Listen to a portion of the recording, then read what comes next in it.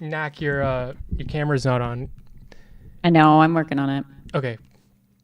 So yeah, I watched it twice now.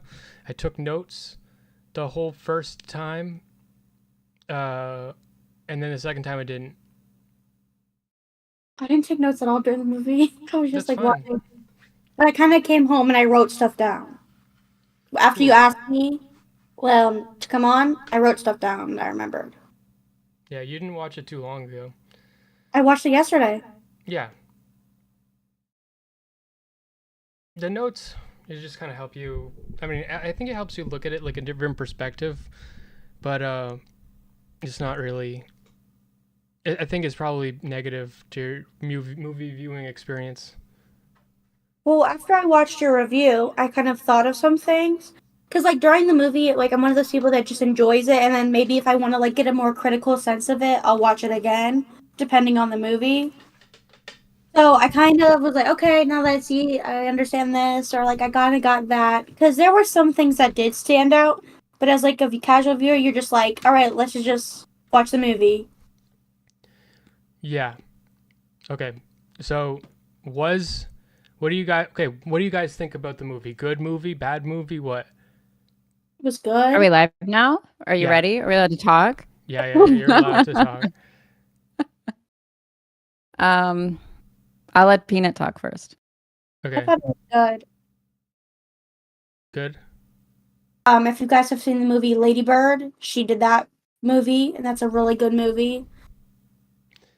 No, but I heard I'm not really very familiar with the director, but I heard stuff about how she wanted the movie to be different than the way it turned out. Yeah.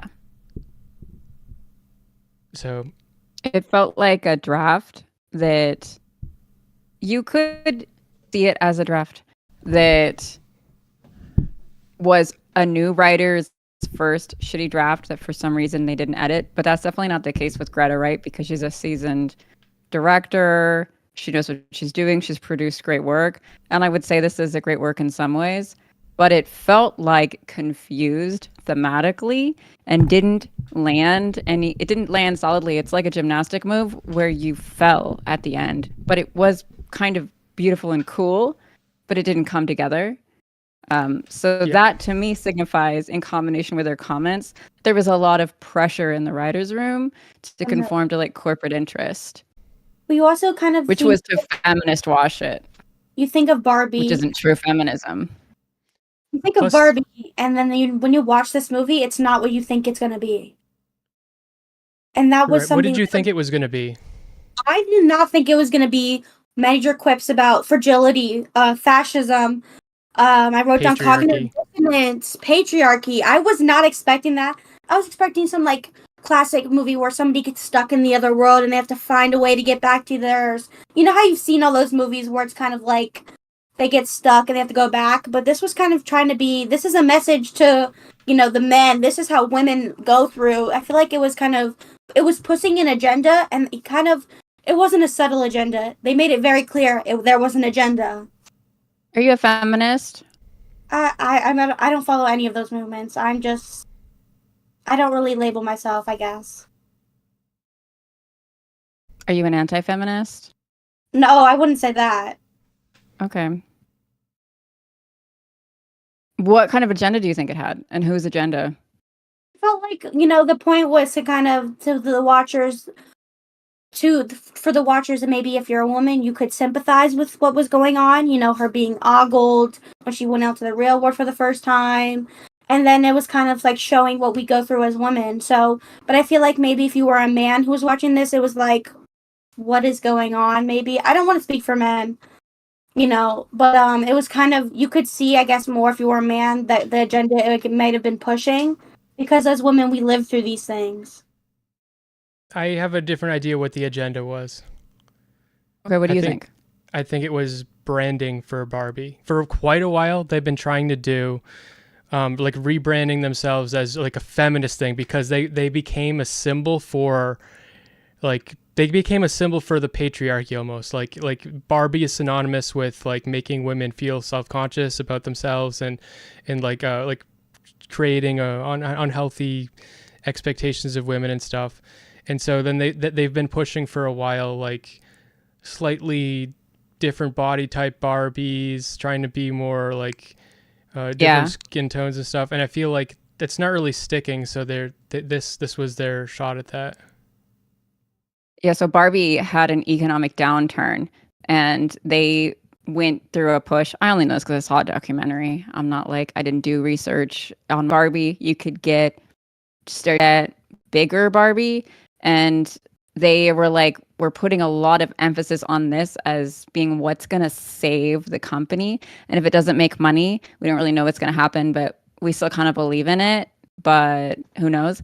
And I didn't follow it after that. I don't know if that really resulted in Barbie becoming a toy that everyone was buying again, or if Barbie kind of just is in a continual decline, and this is an attempt to make Barbie a brand that people love again, because I think there was a feminist backlash against Barbie, and that's how people think about her now. It's not really how I think about Barbie, but I do remember reading, like, in Mr. Girl's review, some mention of actual studies that show that Barbie has a negative impact on girls' self-image if they're presented with the toy in childhood. I don't know if that's true. I've never read those studies. It was not my experience with Barbie at all, but I'm skinny, so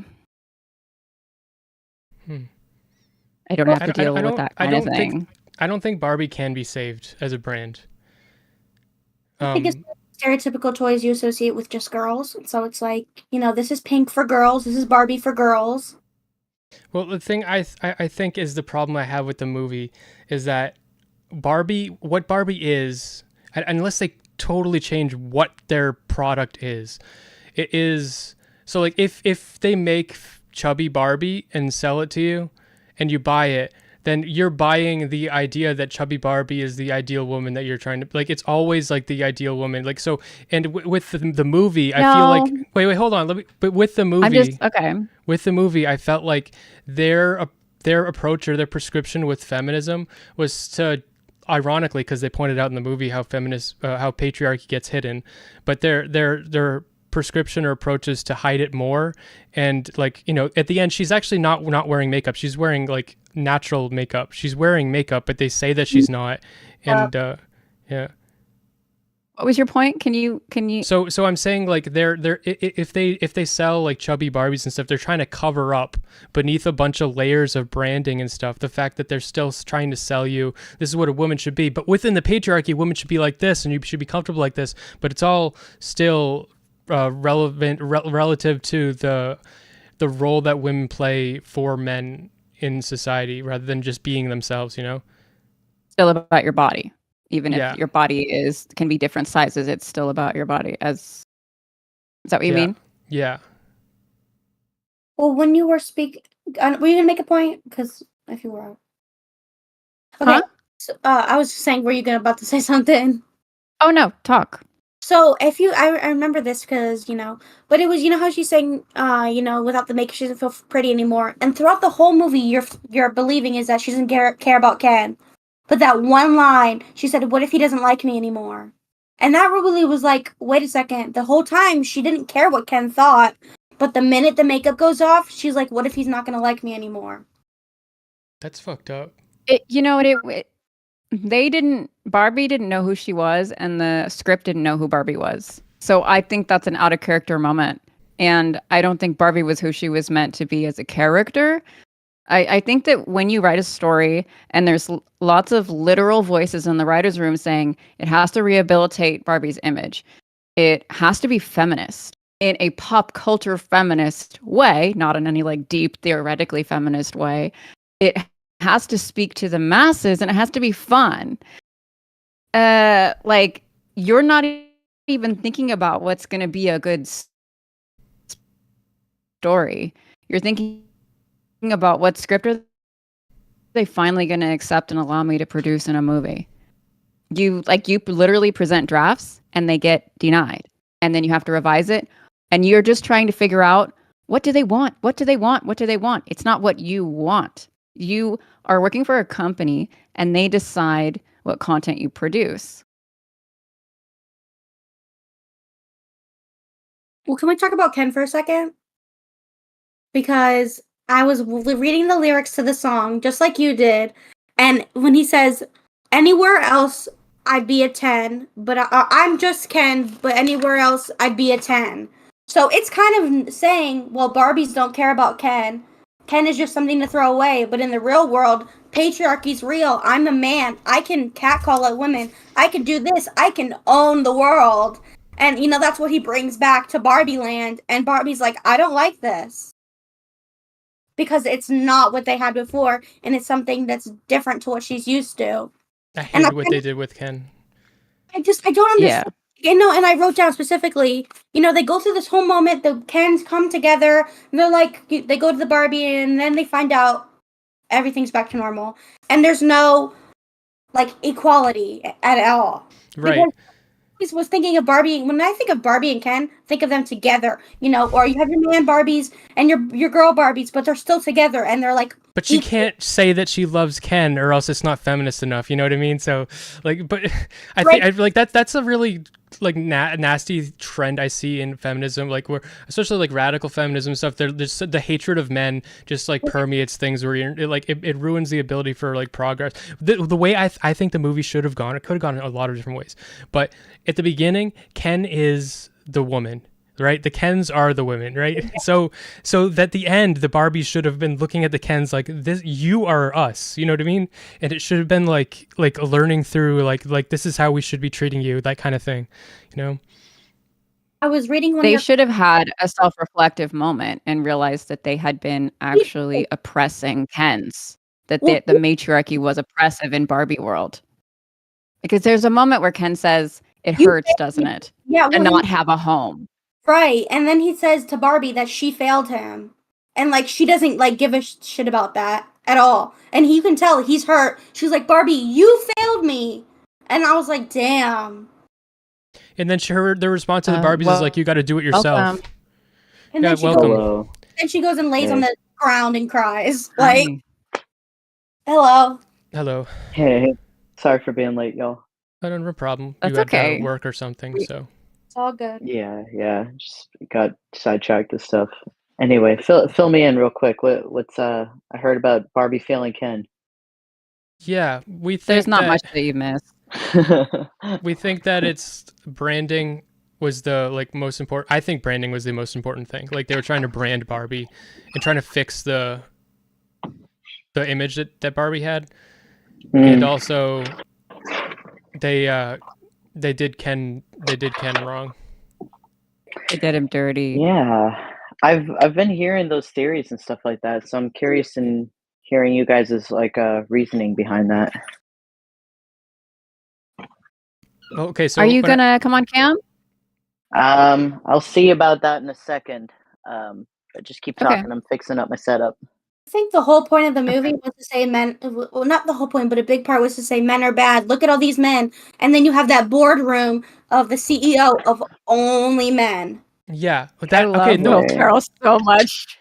That pissed me off because not during it was fine, and it was really interesting how they played it off because they didn't make them misogynistic. They made them really feminist, but also kind of misogynistic. It was really confusing. But also I watched Ben Shapiro's review of it, and he points out that in real life they have 5 board members that are women and 6 that are men, and for 30 years they had a CEO that was a woman. So they played it off like they're some company. I don't know why they presented themselves like that. I don't think that made sense. It's supposed to be a mockery of feminism was the way that they were speaking about it. If you think about it, because they're like, we're doing this for the young girls, and I'm sitting here what? It doesn't present feminism in a positive light. I don't think I'm offended as a feminist that that's not what feminism is. And if you're going to present feminism in film, I think you kind of have a responsibility to do it justice if you actually intend to help the movement. So I don't know if I might be the only one more or less defending the movie to a certain degree, but I think if you take it as a satire on gender politics, the whole thing kind of makes a little bit more sense. where like if you're like the whole tone from the beginning to the end seems very very like sarcastic almost in its representation of like every gender issue that's like shown in the movie. So whether it's like Ken feeling insignificant, whether it's like the like subtle gay jokes to a degree, even like the feminist message of like both on the side of like criticizing Barbie and considering Barbie a feminist icon, both sides are kind of played for jokes, it seems like. And it's almost like the whole thing is kind of like, bro, look at how fucking retarded gender politics are in 2023. You know what I mean?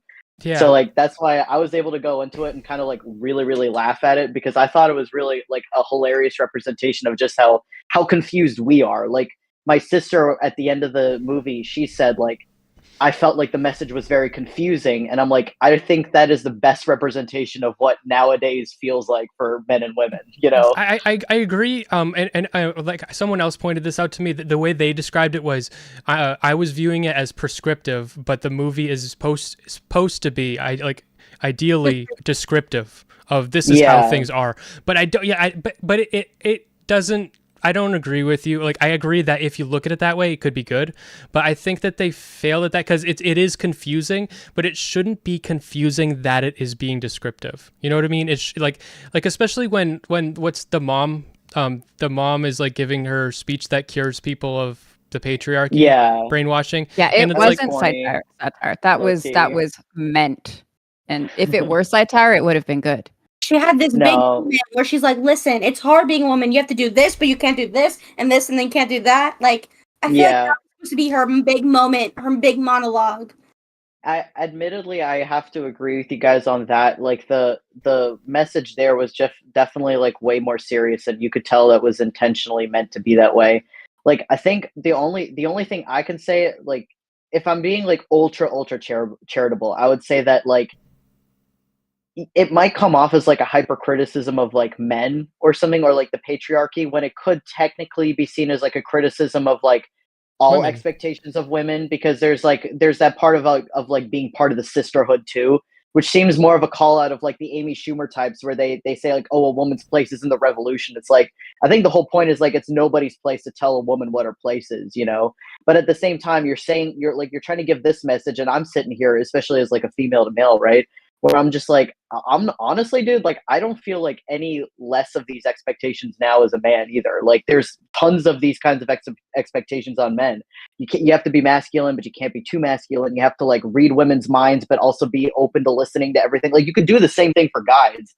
And I'm just like, if you're gonna have like a speech like that, especially when Ken is already outshining you in your own movie, like, why don't you just have like a speech like that for Ken too? Yeah, I don't know. Yeah. Thing was like a joke at the end when she's like, I'm here to see the gynecologist. Like, you fucking knew that was just like to just this was like not serious. And I thought, and it's weird that you took that so differently than like me, because I was like, oh god, this is just like this is like a haha moment, because earlier she said she didn't have a vagina, so it was just like you said it like said something deeper, and I didn't kind of Yeah, I was like, that moment, I was like something deeper. It didn't feel deep. Well, I took it as something deeper, maybe. Well, because in the context of the movie, deep? Yeah. Well, in the context. Oh yes, I took it deep in the gynecologist scene. In the context of that movie, like she didn't have a vagina before, and that scene, she was like in the back of the car getting prepped, wearing like a suit dress, where she's I was like, she's going to an interview. Yes, she's going to a job interview, and so then it's just like, oh no, I just have a vagina, and I was like, oh, so like you haven't been empowered. You're just admitting that you're a woman. Like that. Like I think like there's no empowerment of women in any part. They're just like admit that we're like human beings that suffer, but also don't admit it too much, because normal Barbie, the Barbie draft that she gives at the end, the mom gives to the CEO, normal Barbie, it's just normal in every way except it's wearing a really flattering top. So it's like so you can be normal, but only normal as much as men will let you be normal. You know, that pointed to her feet. She was wearing the Birkenstocks, and it was like trying to. That's true. There were a lot of feet. I think the intro was funny though. When they're smashing the dolls, I was like, "What am I watching?" When it was giant Barbie, and it was just like I was like, oh yeah. I was like, I'm prepared to enjoy every minute of this. And then we got to the feminist rant, and I'm a feminist, and I was annoyed, and I dissociated and came back when the rant was over, and I felt like, well, thanks for fucking up a really good experience I was having.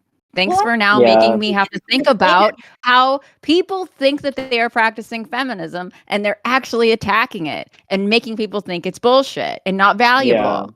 The way that was used was the thing that bothered me the most, because they didn't like try to like infiltrate the Supreme Court and like win the vote thing. What they did was they just like pretended and placated the men and then pinned them against each other like manipulatively. That was their like don't actually stand up for yourself, just be passive and like underhanded. And well, the thing is too, right, is that like the thing that confused the fuck out of me, that I have no idea if this was just like something that they missed or what, was how is it that Ken comes back, gets like that badly of an understanding of what patriarchy is, and every single Barbie in Barbie Land just immediately gets brainwashed. I know. It's like, I said that. so you're telling me the second a man gains self-esteem, every woman is just gonna fawn over him and want to bring him beers? Like, that makes zero sense to me at all. Also, the implication is that all their jobs are not real and none of those Barbies have real accomplishments or worked hard or like actually wrote books. Or actually learned to sit on Supreme Court. They go back and forth on that. Like, no way, you know. They go back and forth on that. About women, there's so many stereotypes about women in this movie, and they wanted to say this was to empower women, but it's like a woman is nothing without a man. She'll crumble to him so fast. All women do is try to cheat and and do the little thing. Only women do spend time with other women. Only women only get ogled when they go outside, which happens, but it's not like every day. Yeah. I feel like this had so many stereotypes of what a woman was. You know, you have to wear makeup, you have to have your perfect outfit, and it wasn't and I guess that's what you think of when you think of Barbie, but it's also like at a certain point I thought that it would try to move away from that, and it just kept it, because that, and I also think that monologue, they didn't let it sit or let everybody think about it so that you could understand it, even if it was on way too long. And it wasn't any better than the shit they were saying before that. It was like a really weird like long monologue. And this will wake them all up. And it's like, what? These little quick. Pull them in the back of the van and say something contradictory, and the brainwashing will cease. And then we'll steal back the Supreme Court and continue oppressing Kens without realizing that like oppression either way is bad. Yeah. Alan, the one guy that wanted the Barbies all to be in power. Alan was so confusing. And I kind of loved him. Supposed to be like gay. I think you just gotta have somebody who gets shit on. Like every movie, there's got to be one guy who gets shit on. And what's the name of that actor who played him? He's so good at being that guy. But the thing is, like, Michael Cera, just shit on Michael Cera. But it was so confusing because I didn't know what he was supposed. Is he supposed to be gay or is he not? Or is he not? Because he acts like he likes the Barbies, but like he doesn't act like he like likes the Kens. He should have. They should have made him way more gay. That's why it's like. But like, there's a scene he beats up the construction workers. He beats up he takes on like 7 construction workers at once. Unbridled rage. Yeah. Repressed every rage. Gamer guy. Surface. I really wish we got the like titty streamer Barbie in that movie. We needed that representation. Well, the way I interpreted Barbie, you know, the way that I interpreted Alan was so he only was able to beat up the construction workers when it was convenient for the women. But then like the next scene when they're unbrainwashing, they hop over a fence. I watched the movie twice, so they hop over a fence and like he's unable to hop over it. Like he's so like feeble and physically like handicapped that he can't even hop over this little tiny like white fence. Yeah, so, like, go around, Alan. Go around. Yeah. So he's just like a toy to the perfect man is like an absolute accessory to like women. That's what he is. So this is why like I take it with like he's supposed one to be at a time. I can't hear you when you're talking at the same time. Go ahead. I'm sorry. No, you go. Oh, my bad. I'm sorry. I was just gonna say, like, this is why I kind of like I take it all with a grain of salt, and because like those moments that you guys are pointing out, like, really, really come across to me as just like bad Hollywood writing. where it's like every Hollywood movie I see has like a punching bag. You know, there's always like one character that they have to like relentlessly shit on, and for some reason, just the writers or Chat GPT or whatever is doing their scripts right now, like thinks that is like some sort of clever like a joke to sneak in there. And so it's like if you go into it with like a little bit of awareness of like, okay, this is like literally like a mass produced marketing scheme to get people back into movie theaters because nobody's going into them right now after COVID and all that. And it's just like a big thing to make the summer 2023 like more exciting and all that shit. Like I think it makes a little bit more sense that characters like Alan are just going to be there for like shits and laughs. It's not going to be that serious of a message. But I'm so sorry. I did not want to cut you off on what you're saying though. Peanut, then you can say what you wanted to say, and then I have a thought. Yeah. I'm gonna say that Alan in like the doll line is actually supposed to be Midge's husband, but like you don't see any of that. And Midge is the pregnant one. And, like, yeah, she's actually supposed to be her. So her Alan husband. fucks. Yeah. That's a cool idea. I saw the joke of Alan not being able to get over the fence more about like how the Ken dolls were not as flexible.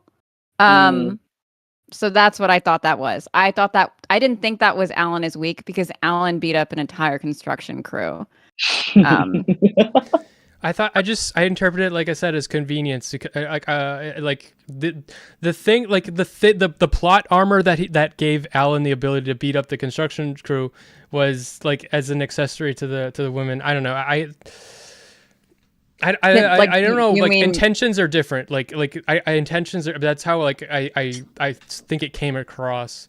Like the little girls. I was watching it the second time. It was like not the same audience, but the first time I watched it was like the second day it was out, and there was a lot of little girls in the theater, and they kept laughing at all the scenes where Ken was like singing about like his feelings and stuff. They just were laughing at him. I think they were just excited to see Ken on screen. I think they were laughing. We love Ken.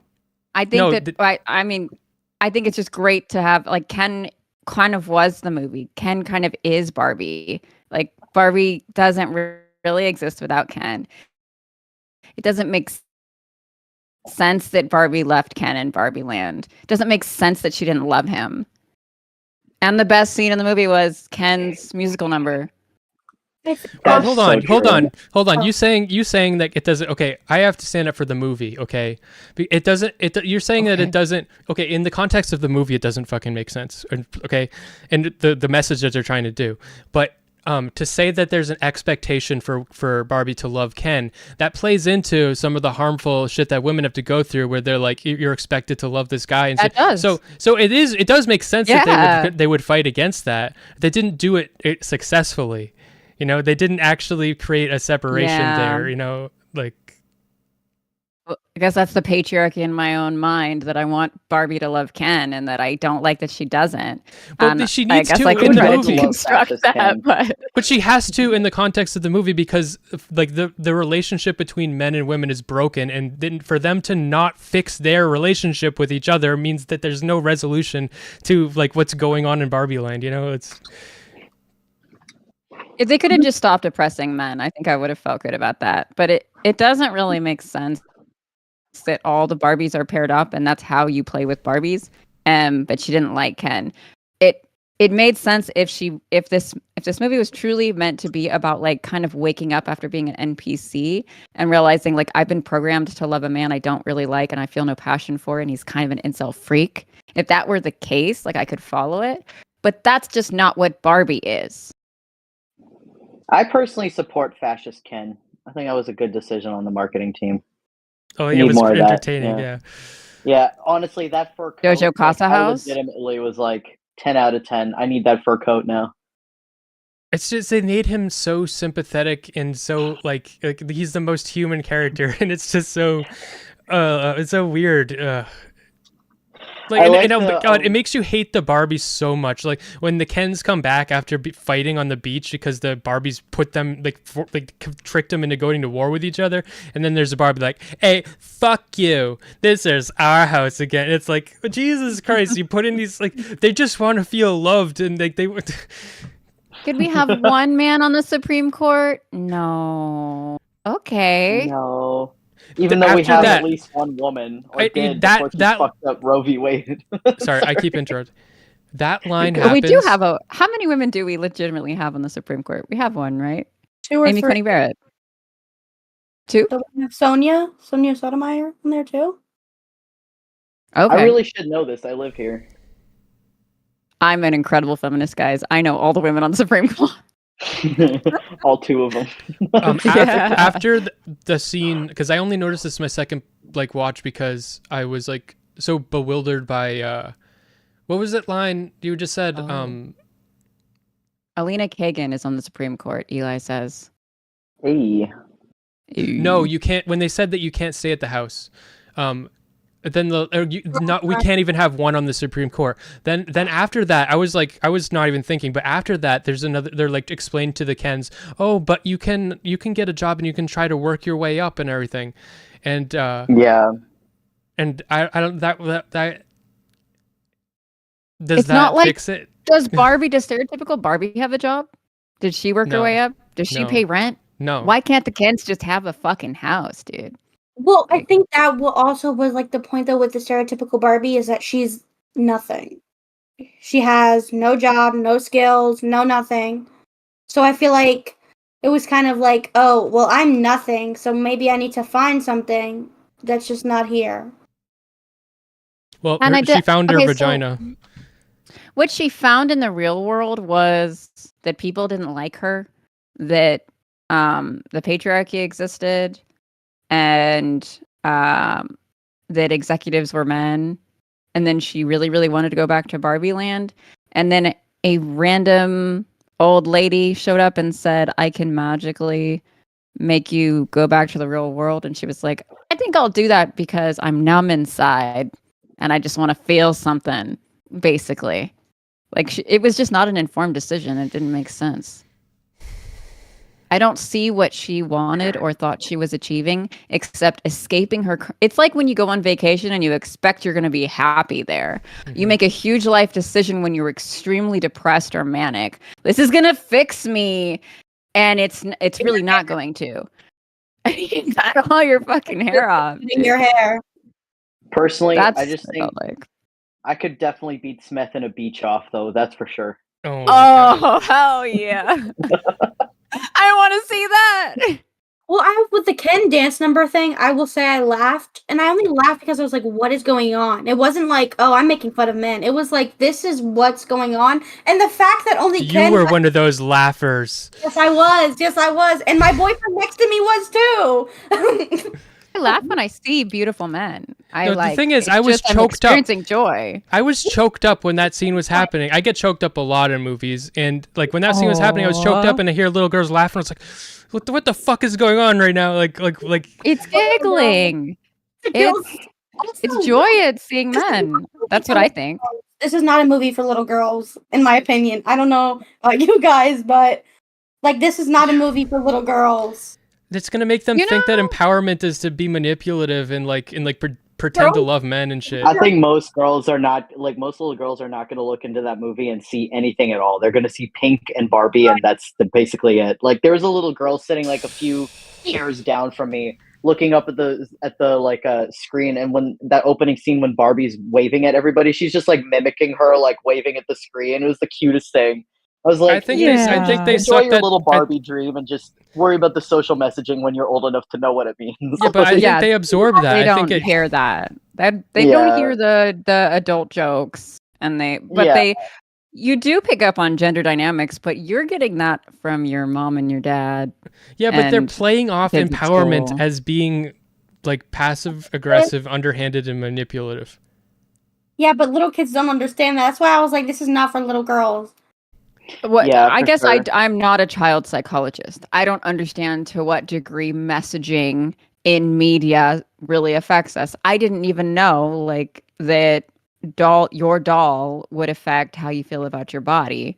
Because that wasn't my experience. I have to assume that since I've heard about studies that show that it's true, but it is hard for me to understand. It also happens with black kids because all the dolls tend to be white, so They Yeah, I have seen that where they'll pick the white doll and the psychologist will say why, and they'll say because she's beautiful, I'm not beautiful. And it's like, oh God, how did you get that idea? Like, what? How do we stop that? That's what I mean. I think people absorb it, like I think the little girl's gonna go play with their friends like Barbie and Ken. Well, Barbie did try to make an Oreo doll. That didn't go well for them. What? Oreo doll? Oh shit! They tried to make a mixed race Ken really? or something, or a Understands mixed what I'm Barbie. saying. That is not what Oreo means in terms of Isn't it a racial threesome? epithets. It was a An black. Oreo. It was a black doll. So an Oh, Oreo is a term for a black person who we're implying is white on the inside. The doll was black, and it had literally me. It was. It got pulled from the shelves because of the racial message. It literally got discontinued. The ones that got discontinued: pregnant Barbie and black Barbie. Nice. There are lots of black Barbies. What are you talking about? There are tons of black joking, Barbies. I'm joking. No, I'm asking Peanut. Why did it get pulled? It didn't get pulled because it was black. Because there were lots of black Barbies. The Yo-Yo Barbie was black in the movie. It literally got pulled from the shelves because of that. Because there was the controversy about it, the racial stereotypes of what Oreo means, in that So way. It was called Oreo. Oh. So it was pulled because of the dual meaning. Yeah. Well, and that's the same thing as happened with Sugar Daddy doll, right? That they referenced in the movie. I have never heard of that. Well, the magical earring one that looked like a cock ring or whatever, and they pulled that one. No, I didn't know about that one. Damn, I missed out. I saw an article that had all the Barbies that were discontinued, and it was why, the video camera one, obviously, because people could hack into the video and be crazy. Maybe if I played with cock ring Barbie, I wouldn't be trans now. Who knows? Could be a possibility. Hey, my sexuality was quite informed by Barbies because before I don't know if this is too much, but before I knew how to masturbate and stuff, I was trying to figure out, and one of the first places I went was Barbie. So I was like, something's gonna happen here. I brought a Barbie into the shower with me. Didn't really do much. I just. RealSmeth. My Barbies were sexual expression for me as a kid, but I was, didn't have a healthy childhood. But I remember me and my stepsister, that's our Barbies dated and they cheated on each other and they fought and they lied and they schemed and they had lots of drama. It was like Days of Our Lives. Your Barbies would have sold my Barbies. I did know. Why did you steal my man? This is my man. No, you can't be with him. There was no drug dealing in my Barbie world, but there was lots of relational drama. Damn. I mean, did everybody here play with Barbies? I played with Barbies and GI Joes, and the same thing. I think I had a similar experience where my expression with Barbies was not exactly healthy. And then I had these dolls. They were made out of felt, but they had a wire inside so you could bend them into poses and stuff. And this isn't going where you think it is, but they were basically very flat chested. And I was very, very pissed off when I found out that women in the real world could not go just shirtless, because the dolls were they didn't have boobs and stuff, so it was appropriate. I was very upset when I found out that would not be the case forever. But yeah, as far as with Barbies, I don't remember a whole lot. I didn't play with them very, very rigorously, I don't think. Peanut, did you play with Barbies? I had a lot of them. Yeah. I was super into Barbie. Barbie was what I played with. I played with the image thing. Barbies Barbie and ponies. I had what are those, Cabbage Patch Kids? I had Bratz dolls, Polly Pocket. I was born in 2000 though, so all those stuff. You're little. It's bringing back so many throwbacks. GI Joes that were. Aww. They were called villains, but they had super articulated joints.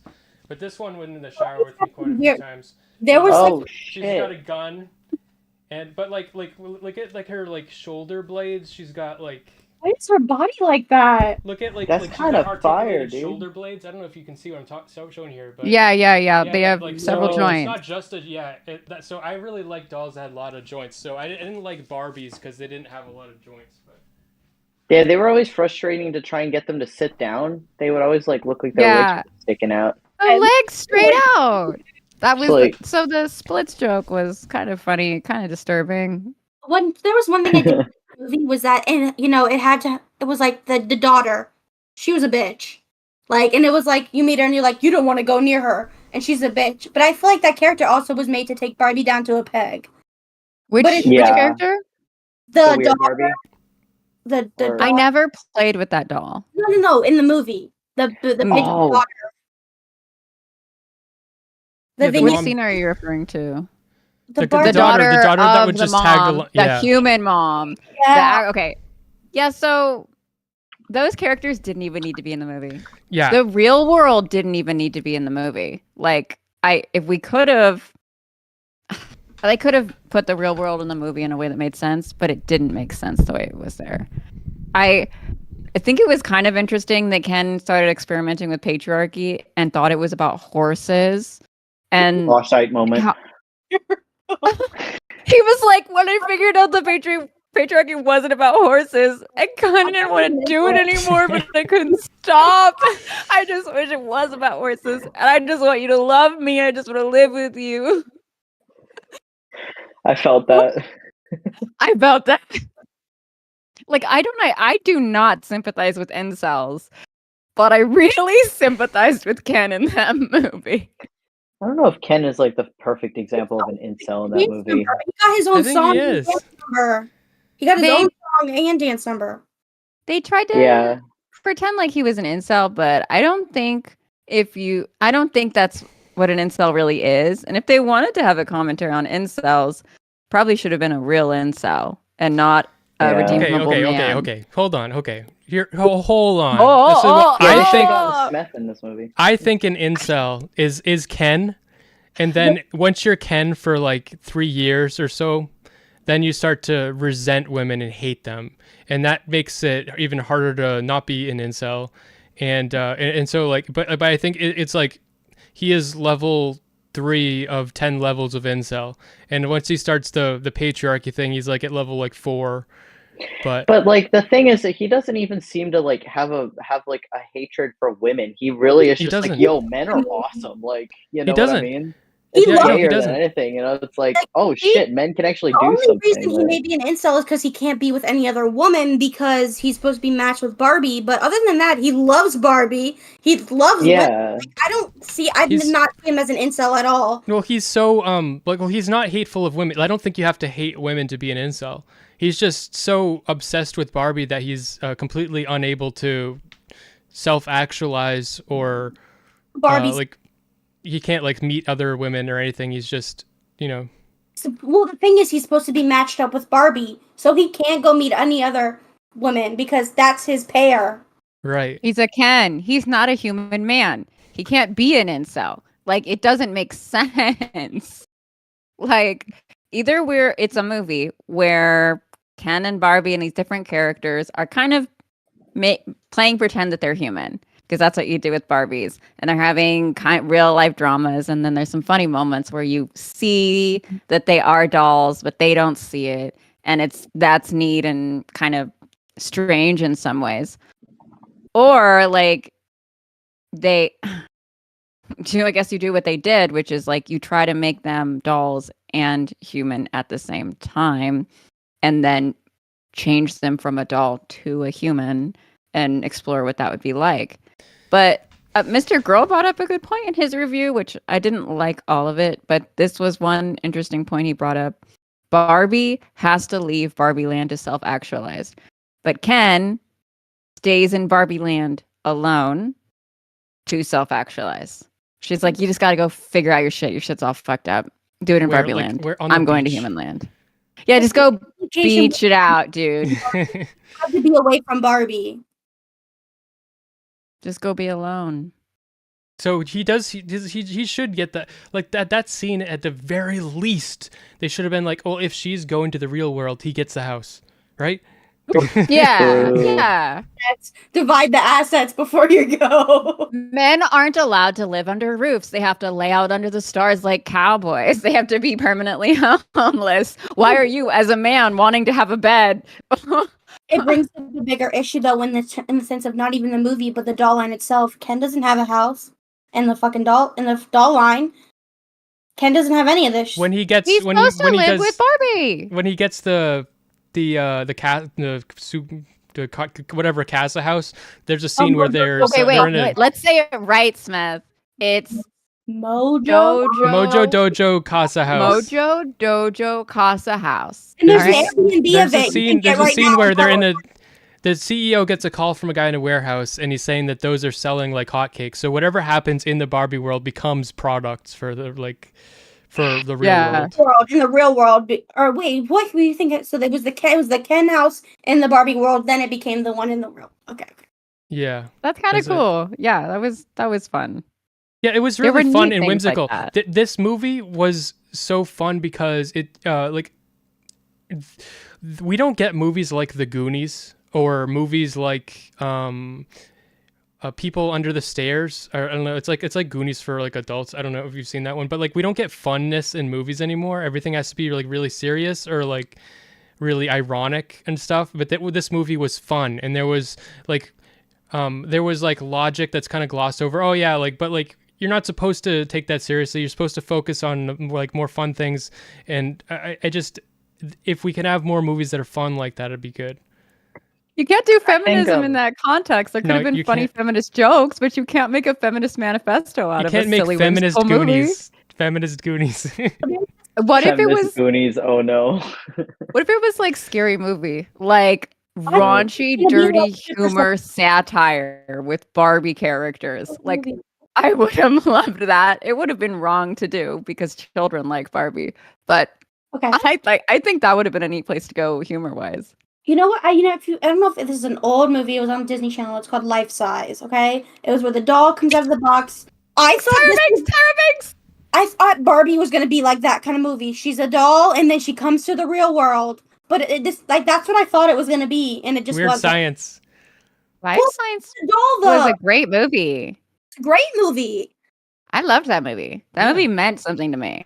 And I don't even remember the plot, except that she befriended a girl in a real world and made a difference in her life, right? I think Yeah. that movie was just a sexual awakening for a lot of young boys. Well, it was a guardian angel fantasy for young girls, right? Like someone comes to help me. Yeah, she got the doll for her birthday, and the doll came to life and ends up getting a job and working and being good to the girl. Weird Science? No, life size, life size. Oh no, I was talking about Weird Science. Okay. I don't know what that Ours, movie is. Oh, it's When it a comes to, boy, like, he gets a computer and he's figures out how to type into his computer to code the perfect woman. And I know. Oh, yeah. I know those kind of movies. can you And- keep and talking? he codes into he hacks a perfect woman, and he wears a bra on his head, and then there's flashes of electricity, and then she comes out of the closet, and then she's this sexy woman, and she goes around town with him. There's a scene where he's wearing girls' underwear, and there's a bully brother. Because she dressed him at some point. It's weirdly sexual, and so he's got a real sexy adult woman as his companion now because he made her on his computer. I kind of remember this movie. I kind of do. 5. There's no way I would have seen this movie. What's it called again? Weird Science. It has Weird Science. I'm gonna watch Weird Science. It's tonight. actually really good. I mean, it's definitely not a feminist movie. No, it's definitely not a feminist movie. Can I say also, just on the topic of movies that had a picturesque woman at the center who wasn't really real, like Barbie, like Weird Science? There was a movie that I watched, and I don't know what it's called. Please tell me if you know what it was. It's a man who works for a corporation, and he created a perfect pop star woman, but she isn't real. She's just a computer. She's just a voice, and he falls in love with her. And they're keeping the secret that she's not real. It sounds like that What? movie Her, but it's not Her. It's not Her. Her with Scarlett Johansson was maybe kind of a throwback to that, where they went a different direction. There was one where the guy falls in love with the computer. Am I thinking? Is that what I'm thinking? You said Ex Machina. What? She, I don't know any of these movies. her. It It's was like a pronoun. 90s, I think. All I know I'll is find it. I Bionicle. have no idea. I'll find it. I feel like my one theory outside of it just being like nonsensical satire is that Barbie and Ken really seem to represent like girls and boys before like when they're going through puberty. So like girls recognizing like changes to their body and then realizing like I don't want this to change. I don't want things to be like in the real world. Like I want to be in like dreamland girl world. And then like the second half of the movie where Ken just kind of goes like schizo and everything with the fur coat really made me think of how I was when I was in middle school, even though I was like an egg, didn't know I was a guy or anything. Like the way he acts is so like I just listened to Limp Bizkit for the first time and I think I'm the edgiest motherfucker on the planet. Like that's the vibes I get from Ken, and it made me. That's why I laughed so hard. I was like, I kind of relate to this in a sense. I So they think should have leaned harder into it being a kid's movie in that way, that they were I acting agree. out puberty Yeah, I Yeah. agree. and prepubescence too. Barbie Like should have fake had her own. dating. When Barbie you've should got have- a boyfriend, but you don't even know what sex is, and you don't even Yeah. like him, And but this it's could've like been- social Like- status. Hold on. This could have been great.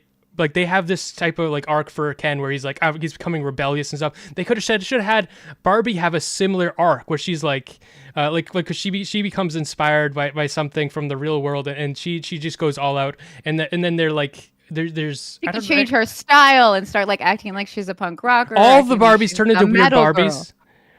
All the Barbies were Yo, weird that- Barbies. Yeah. Because they are playing too hard. We're No, I just have like, a question about the trans Barbie. Did you guys like when we were talking about that? There was thing that they did is that they didn't play into that. It was like, oh, she's trans Barbie. Like that was one thing I did commit them Yeah. to doing. It was well, I think it's better actually if you're trying to engender like acceptance for us, like people who are persecuted in society. A good way to do that is to simply include them without making it a big deal, without drawing attention to them.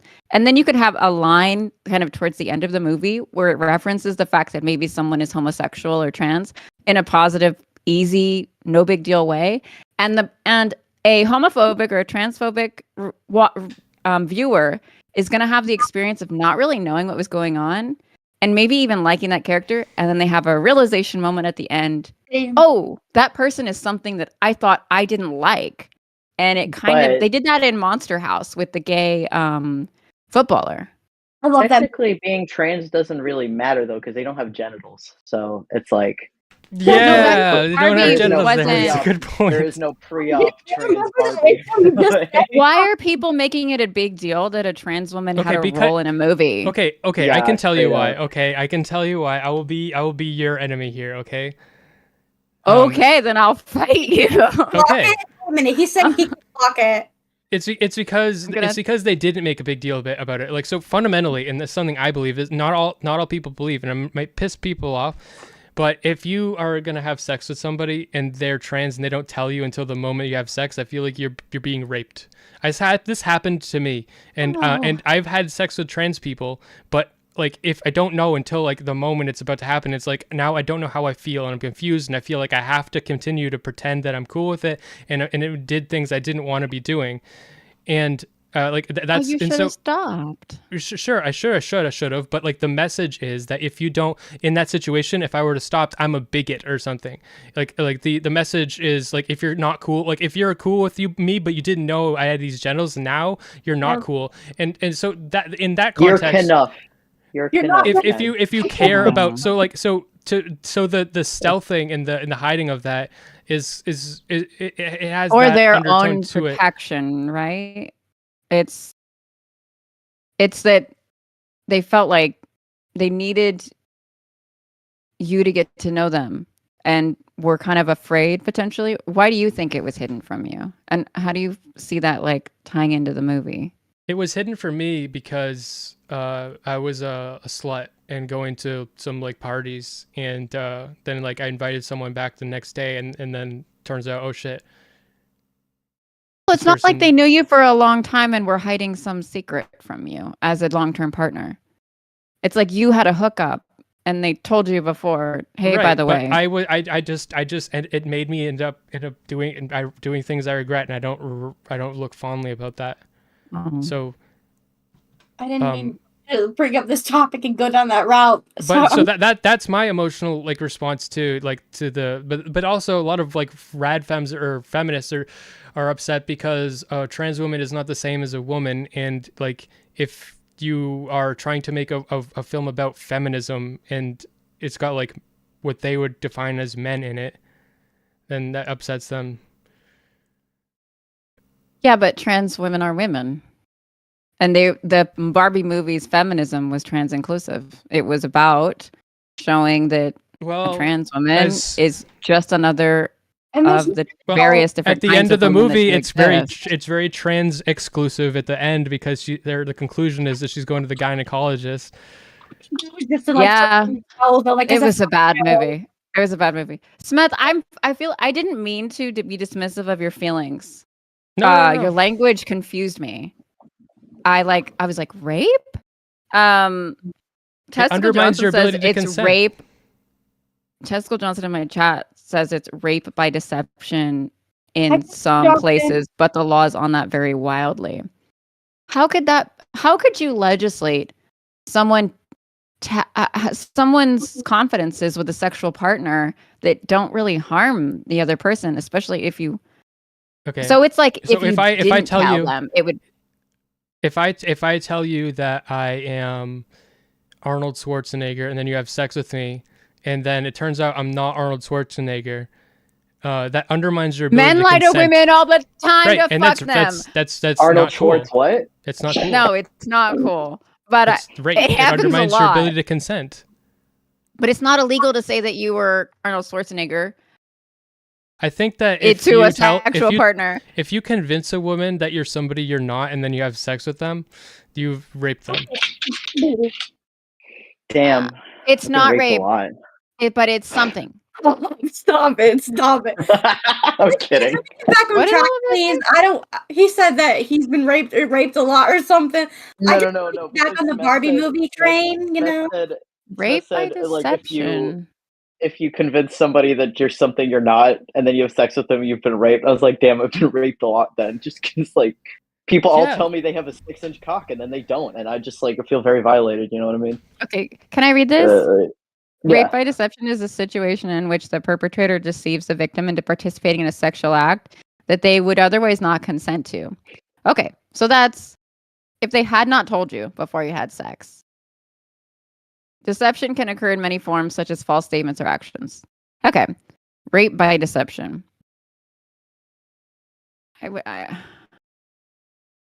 Rapist is such a strong word, but that's why they're watering it down by saying by deception. The word means that you've undermined to a significant extent someone's ability to consent to the act. I get what you're saying, Smeth. Yeah. I don't know if I would. As far as it relates to like the trans lady in the Barbie movie, I actually kind of like the fact that they didn't really highlight that too much, because like it kind of just goes back to the like, you guys are women, and you know, unless you're paying super close attention, you know, like the idea is that she's another Barbie in Barbie world, and it doesn't really matter, you know, especially because like there are no like sex, like biological sexes with plastic, so it's kind of like TERFs can't even make the argument of like invading female spaces, you know.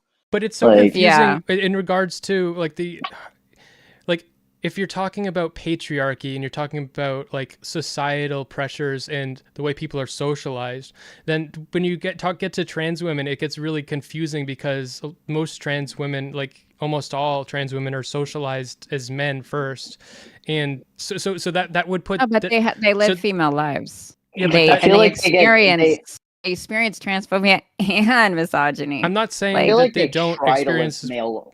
Like, I think they try to be socialized as men, but they suck at it. So that's why they should transition. You know? That doesn't make any sense. No, because like they get socialized. They go through like male socialization, but most of them don't properly act as males. So it's like they suck at being males. You know what I mean? Because they're not, right? Because there's Yeah, some, exactly. That's why like just the way I suck at being a female. because you're male. No, I'm female to male, so like I See am that female. you're not I'm being just- deceptive. Like that is so much more. You don't identify respectable. as male? No, I identify as male, but I'm biologically female. That was my point. I'm sorry, I've been a little bit confusing there. Okay. Sorry about that. Go ahead, Smith. You don't have to be sorry. I appreciate it. But I just think that like whatever Educate me. whatever you believe, as far as like I don't think there are some beliefs that I don't agree. I don't think that people are born to be one gender or the other. Okay. I think that happens, and it doesn't mean like if you have dysphoria, it doesn't mean it can go away easily. But I think that happens like as we grow, because we live in a society, it makes us have an identity, and so like I don't think you're born with an identity, and so but everything. I just don't. There's clear differences between a trans woman and a woman, and if you're talking about socialization, Well, there's differences and between me patriarchy- and Peanut too. Like that was Sure. the point of the Barbie movies variety with Barbies, was that women are different. Sure, but then you could have just a man that doesn't identify as a woman who it completely relates to everything the women are talking about. Do you think most people would have known it was a okay? So my thing is with the trans Barbie, I feel like you would have to clock it that the person was trans, and I think maybe some people wouldn't clock it. I mean, you have to. It comes down. What I mean with notice, you know. I'm not even trying to be rude or anything, but it's like I don't think if people didn't research the movie, look up the movie, I don't even think they would have. Some people wouldn't even know. Yeah, It was Yeah, made no, I into think such that's a a good big thing. deal before anyone even went to see it. What did you say, Oliver? No, I think it's like a good thing that people weren't really able to clock it that well had they not done the research and I stuff. was But trying to say. That's what I was trying to say because yeah, I knew about it because I like heard a headline or heard somebody tell me or something. But like what I was trying to say is that I like they didn't make a big deal out of it because then I think it would have maybe gone a different direction had they been like, and this is a trans Barbie. I just feel like for the sake. it would have had to been a whole movie about it.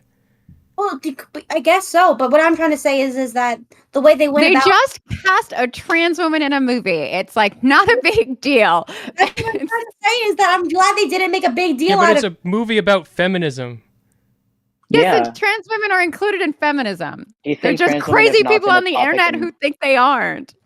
Do you think trans women have not been a topic in feminism like for the last few years now? Like they're very, very, very much in the conversation right now. So They're it makes in sense. the to have They're in the conversation. conversation that rad femmes are having with themselves. Like, Yeah. Smeth, do you wish they would have told you in the movie? I don't think they should add a trans woman in the movie. But I think there could have been a good movie where they did have a trans woman. But I think that would have like meant there needed to be a whole plot about it. And The genitals and stuff. So is that like the threshold kind of for you, or it's like if they have representation of a sort, they have to like disclose that it's about the representation? no, I don't think that trans women should be represented as women. I think they should be represented as trans Well- because women. you don't think trans women are women? I don't. Yeah, we Smith, can have this conversation Smith. sometime, but I think they're trans women. I Yeah, think gender and that dysphoria makes is them real. women. I think gender dysphoria is real. I think that I have different ideas about how we treat. I don't think necessarily gender affirming care is like the best option for anybody. I think that's what people want because they want to be the opposite sex. But it okay, doesn't Smith, mean that's what's good for studies them. show that gender affirming care is the thing to do. I Are don't- you smarter than all the studies that have been done on this?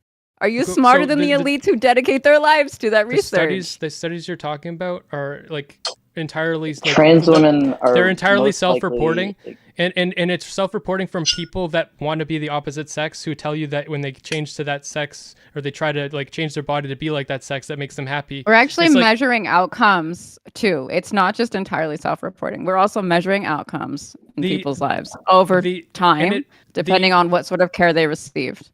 The If we suicide can rate, say 7 that years, someone Like, you suicide are rate 7 discounting years so much of after. science if you say that these kind of studies don't You have are validity. too. You are too. Like you're the No, side that I'm you not are standing discounting for. science. The side that you were standing for also discounts science. There's 7 years. I don't. The side I'm standing I can't for. But even you're just find a talking to study me. more. You're not Maybe talking this- to the whole side. You're just talking to me.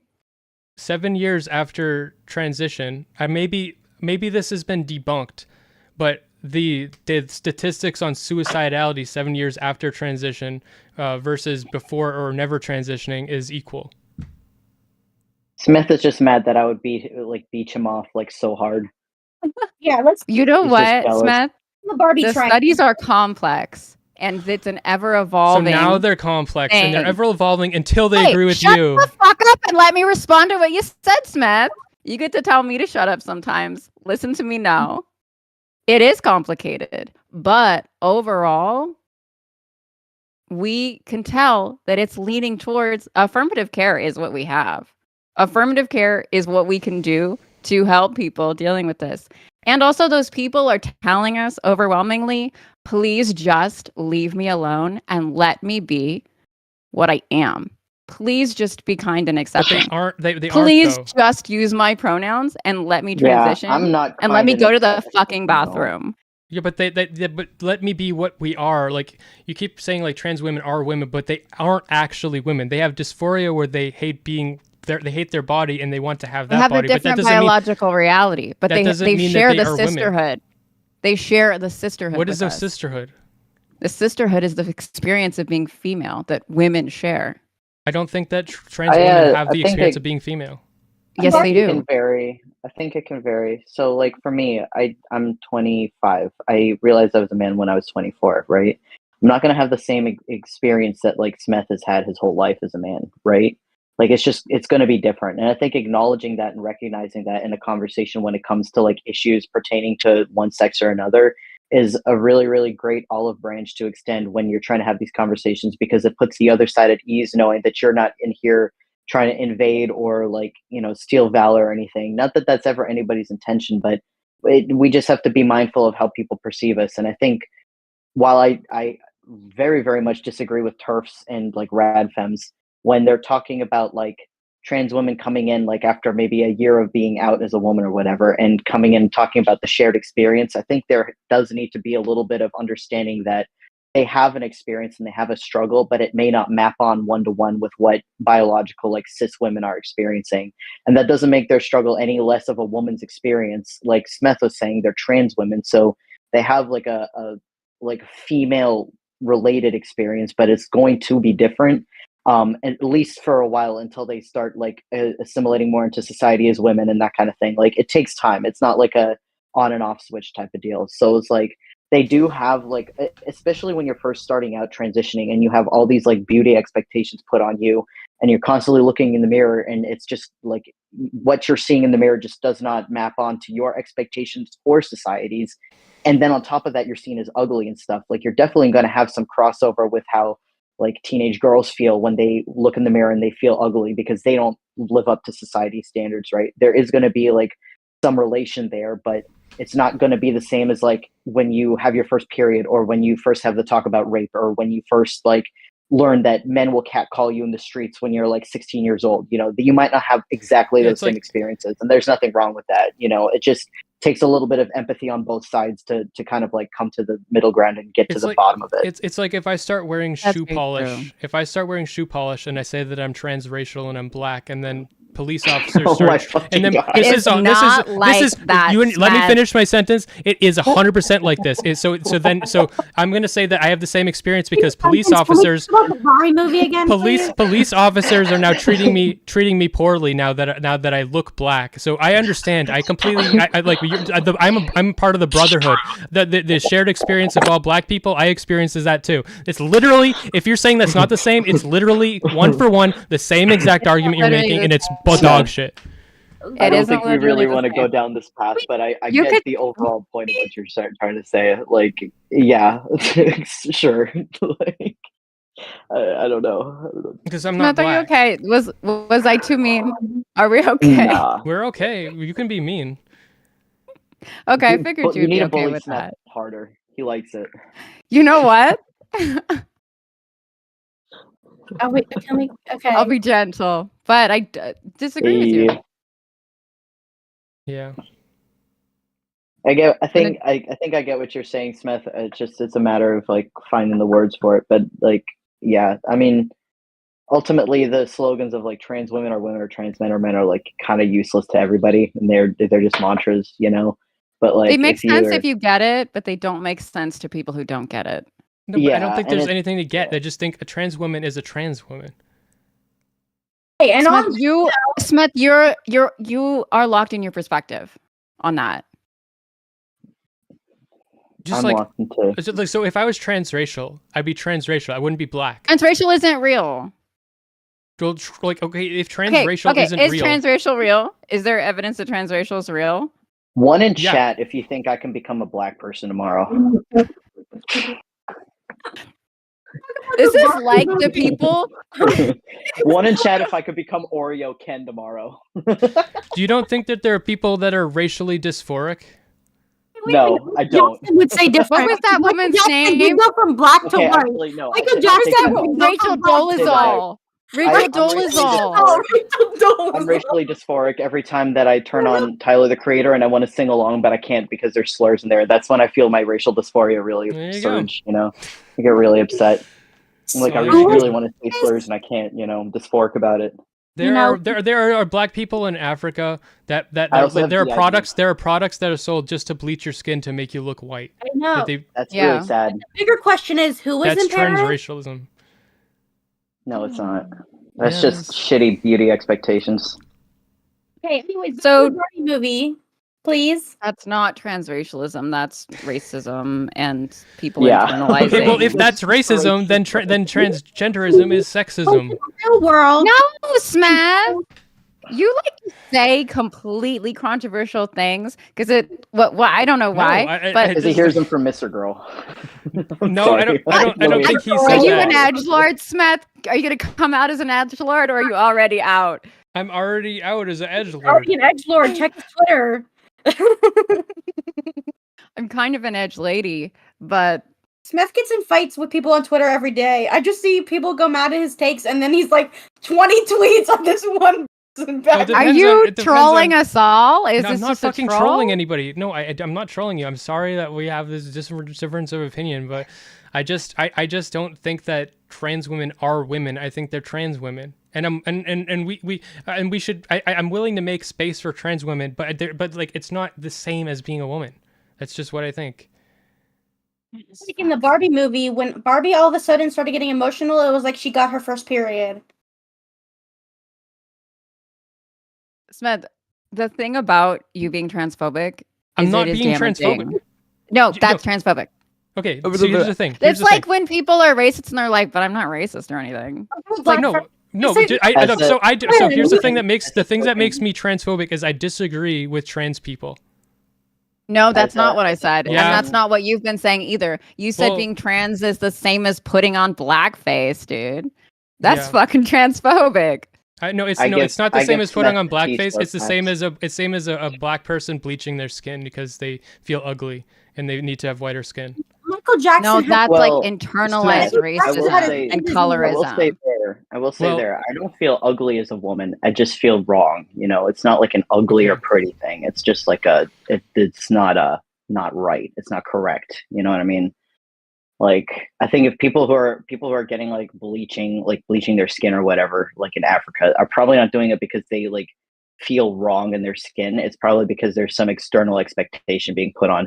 But every external expectation Okay, around me is why saying does I'm female. why Like- does anybody feel you're not born to feel wrong in your skin? You feel wrong in your skin because the way society has put expectations on you and you've No. internalized them in whatever way. Yes. It doesn't come from Well, It's nowhere. not society Yeah. that makes someone feel like it's not society that makes someone dysphoric, or it's think not it the is. society that It's their makes someone family. trans.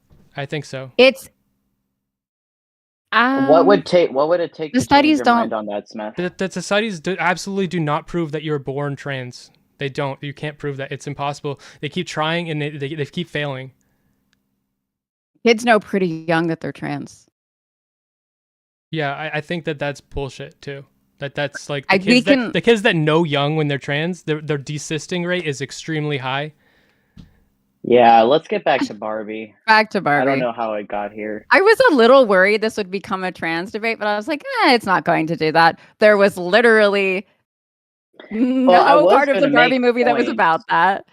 I was gonna make points regarding to like my experience female to male as far as Ken goes, but it's not really about like the like trans people being valid thing. It's more just about like the weirdness of like kind of being like left to the side in a lot of progressive spaces of just like everything is like about being feminine and female and women and all that, and then it's like you as a guy will have your issues, but they kind of get overlooked in a way where it's like they're there, but you're just kind of expected to deal with it and not make too much of a noise about it because everybody has it worse than you, and everybody else's problems are more important type of deal. I don't know if Smeth can attest to this, or if this is just my female socialization or something proving his point. But well, we did see that in the movie though, when Ken was talking about how Barbie failed him, and she kind of was like, whatever, or like Ken, had his issues, and she didn't really care about him because she was going through issues for the first time in her life. Yeah. Yeah. I remember, didn't the director kind of talk about how, or someone in some sort of Barbie promo talked about how they didn't think the Ken dolls were important, that they were accessories. And so I think that they wanted to carry into the movie that like men's feelings don't matter, that Ken's feelings don't matter, that they aren't real. She said she didn't have a Ken doll. The mom was like, yeah, I didn't have a Ken doll. Yeah, that's just not what playing with Barbie was like for me. Yeah, like if you're doing it for drama, you're gonna need Ken. You need Ken. Ken is the reason why your Barbies get into fights with other Barbies, because it's over Ken. Maybe. Like, are we gonna act like girls are not obsessed with boys? Like, especially as they're growing up and I think the Barbie movie is saying that. The Barbie movie is saying that girls are gonna act like they're not obsessed with boys. Well, that's what. And then as soon as Ken comes back talking about horses, they're all obsessed with. Like, so it didn't really make sense. The minute she's not anymore, she says, "What if he doesn't like me?" It's the minute the makeup, all the big makeup comes off, and she's wearing the little makeup. She says, "What if he doesn't like me?" And I think that says, "Oh, boys only will like you if you're pretty." Or the minute you're not pretty, they don't want you. Okay, sincerely, if I were ugly, it would be very hard for me, and it would impact my self-value, and it is something that dominates women's experiences of their own value, and just no matter how hard we try not to. So I saw that as part of the involuntary thing in our brain all the time that is saying, you have to be pretty to matter. No one gives a fuck what you think if you're not hot. Like, you're a woman, so you have to be pretty. What if he doesn't like me anymore is also, what if I don't have value if I'm not beautiful? He is an indicator to me of whether I am valued by the whole world. And they tried so hard to make it seem like she didn't care about what Ken thought, but then that one moment is when she thought about it. Well, this is what I think. So it's the reason she said that, even if she isn't, so you're saying that you think it's because she secretly is into Ken.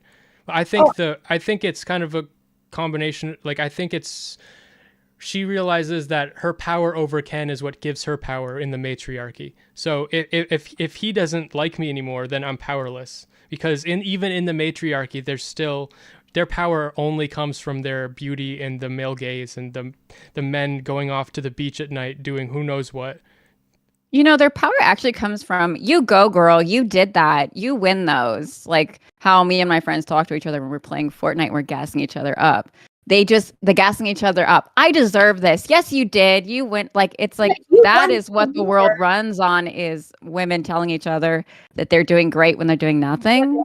Women uplifting women. Women uplifting women for doing the bare fucking minimum or doing imaginary things that aren't real. None of those women had actual jobs. They had outfits. You post a picture on Instagram and you have your friends are like, "You look beautiful, girl. Slay! You got it. You did that." I mean, and I fucking love having that attitude. But the Barbie. So if the Barbie movie wanted to kind of like have fun with those feminine attitudes and ways of speaking and acting when we get together and we're being sloppy, I mean, for fun, just to experience sisterhood, that kind of side of femininity, They could have done that, and we could have spent more time in the Barbie world. We could have watched what like Barbies do day to day. We saw the beach. We saw the inside of a weird Supreme Court room. We saw Barbies getting awards, and we saw Barbie one cul-de-sac. There was a lot more to explore in Barbie Land. I don't know why we had to go to the real world and have a conversation about the patriarchy. Yeah, it would have been better, more interesting. Yeah, I want to know how Barbie Land actually worked. I want to know like where the Kens went at night, and I want to know what like a metropolis in Barbie Land where it was, and like that one street. That was like the one time like there was just like one street. It was just one cul-de-sac. It wasn't fleshed out at all. They were showing her driving. You know, when I watched the promos and they were so proud of themselves, like we have a cup and she pretends to drink water. And look, this is just like when she gets, and then she goes under like a sonic shower and there's no water, but she pretends like she feels water. And her breakfast is perfect every morning, but she doesn't eat. Like they acted to me like they had put so much detail into this world. They had put detail into one house. Like they just didn't.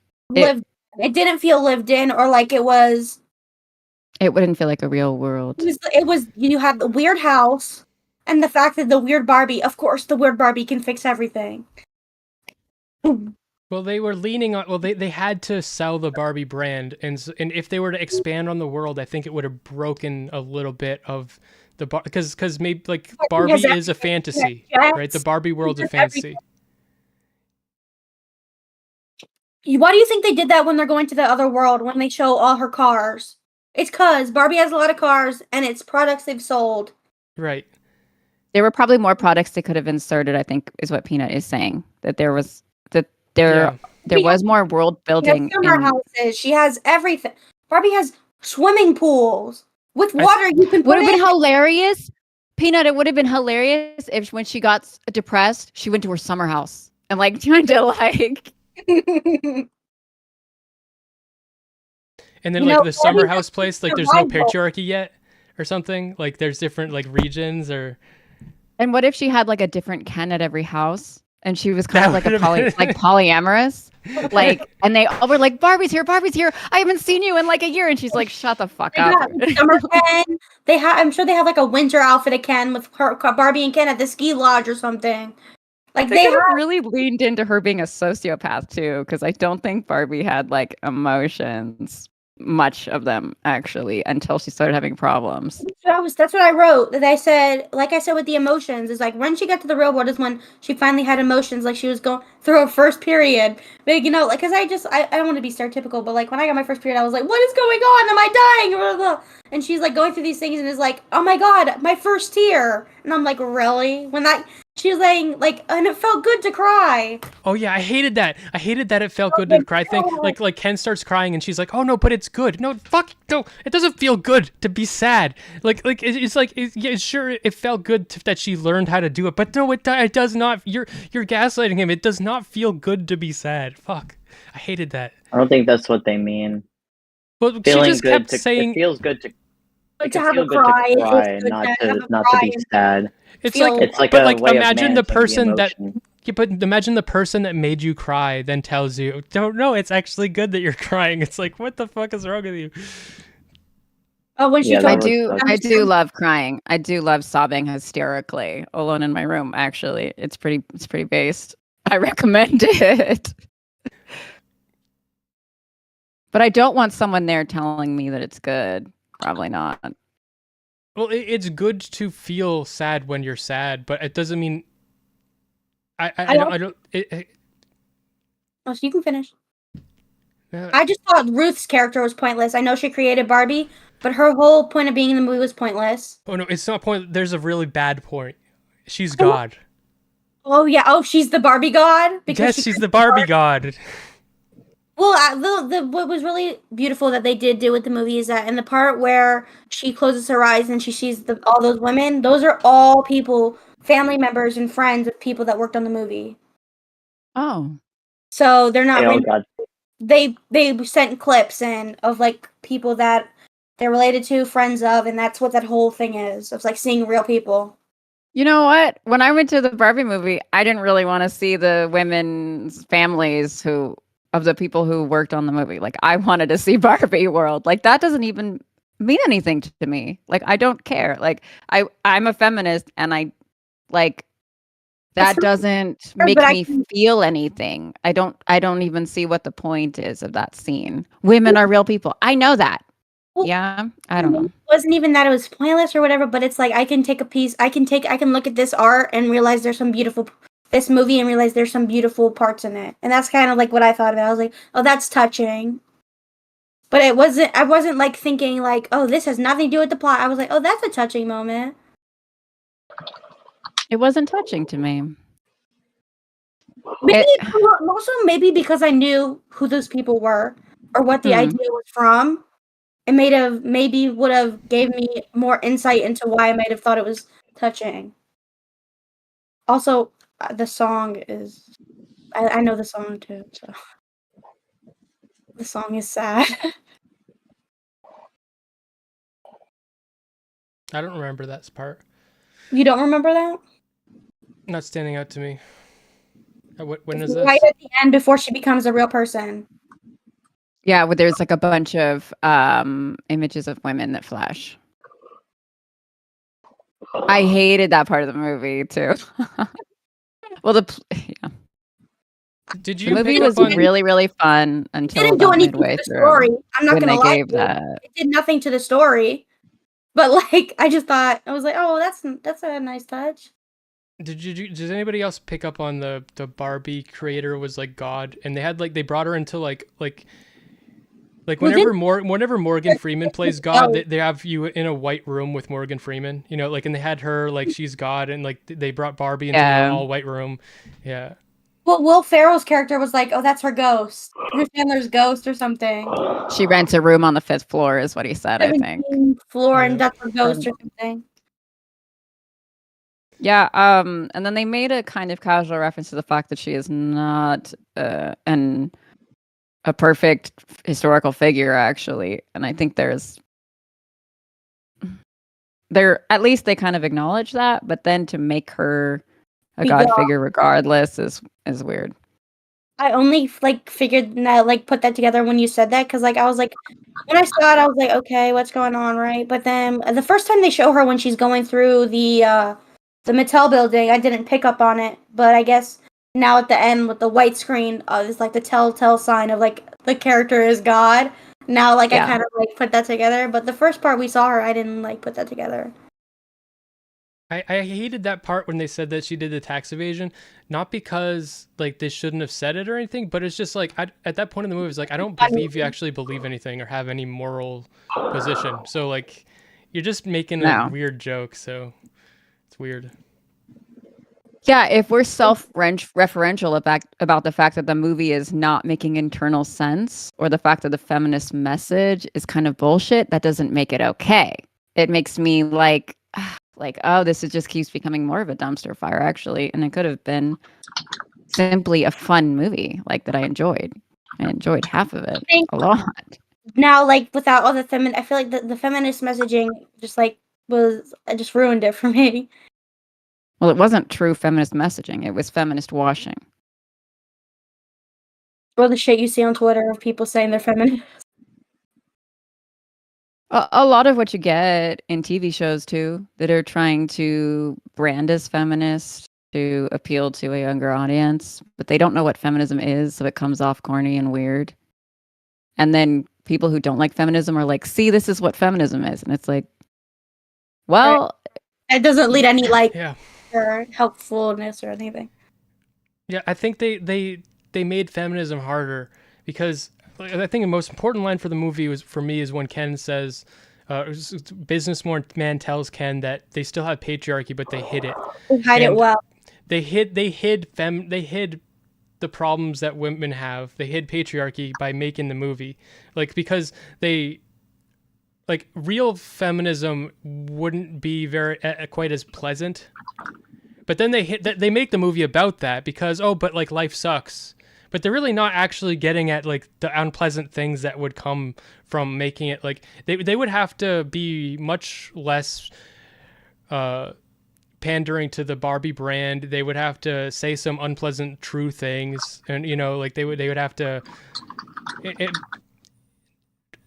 But they act like they are doing that at all times, but they're never actually doing it.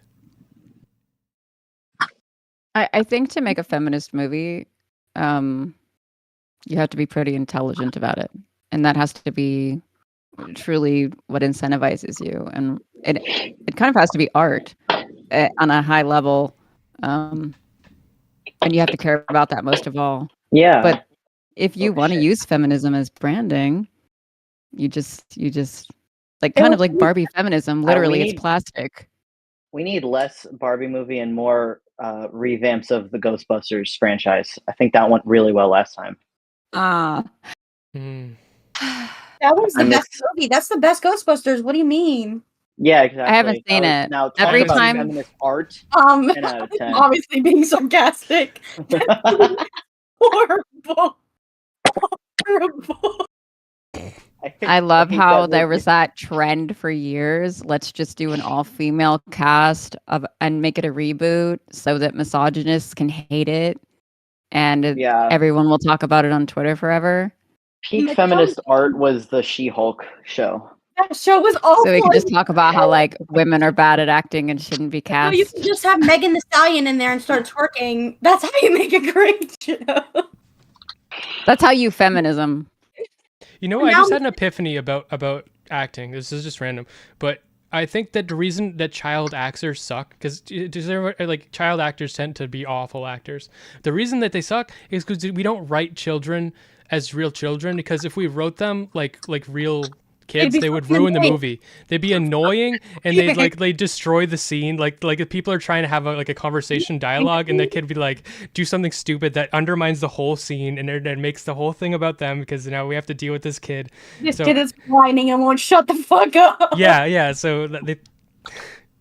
Actually, Leonardo DiCaprio did a great job being like, I think, a realistic kid in what's the movie with Johnny Depp where they have the extremely obese mom and Leonardo DiCaprio is a special needs little brother that he has to take care of. People hunting. I don't think it's that one though. Leonardo DiCaprio is literally me in that movie. He's been in, is it something Grapes? Gilbert Grapes or something? Gilbert Grape. Yeah. Damn. What's Eating Gilbert Grape? Yeah. I just wanted lemonade. He did an incredible performance in that movie. Mattel is going to be making more movies based on their products. There's a Polly Pocket movie coming out next. And then there's an Uno movie. I didn't play with Polly Pocket. Uno. And I loved them. The Uno movie can be the trans movie. The Uno movie? How do you make an Uno movie? I don't know. No, they're making a Minecraft movie. I'm not even. It's going to be. I thought they already made a Minecraft movie. Smith, it's going to be like, okay, stop BDD posting or draw 25 cards, and every trans woman is going to draw like 25 cards, and the game is going to go on forever, and the whole thing is going to be about. It's like just posting about how like ugly you feel and how you don't pass or whatever, like what trans women always do. Like. How the game came to be, like they did with the Tetris movie. But they're making a Minecraft movie. I don't know how what is the main character gonna do? Break trees with his hand? Minecraft movie is gonna be Brad Pitt. Is it gonna be live action? You're saying it won't be animated? Yeah. That means we're gonna get the brickiest guys to play all the Minecraft characters. Just let them cook. We can be critical of it after it comes out. I want to see it. I want to see what they do. I'm gonna shit. I want to like it. I want them to do it well, and be the only one on the panel defending the Minecraft live action movie. You just show up in Minecraft, like a shirt with Minecraft on. I am Minecraft. Minecraft, I think, is hands down the best game ever made. Potentially. No, the plot of the Minecraft Fortnite movie is pretty high up there as well. Like the Ender Dragon. That's the plot of the Minecraft movie. The Minecraft movie is going to be about mining in a cave looking for miners. Smeth needs to know that line, otherwise I'm going to be disappointed. Yeah, I know that line. See, there you go. It's there's a big thing about the Snow White movie, because the Snow White and the Seven Dwarfs movie, the Seven Dwarfs are not dwarfs. There's only one person that is a dwarf. Wow. And Ableist. then Snow White is Spanish. And so people are mad about that now. What's Snow Blanca? Sorry. I'm gonna kill him. People get mad about everything nowadays. You know, you can't have anything. About everything. You know, it was the Little Mermaid. You know, and it's now Snow White. Disney's not doing anything right. It's Snow Gringo now. No, they're gonna have the Moana live action movie is probably gonna have a white woman. They'll do it all wrong. I want Princess and the Frog to be played by Margot Robbie. I was gonna say Princess and the Frog is a white woman. It's gonna take like 2 years for them to get a white woman to be able to sing like that. You know what I mean? It's gonna be like you get all the hard people being like, "Yeah, this is my country. We got a white black girl, whatever." I can finally say the N word.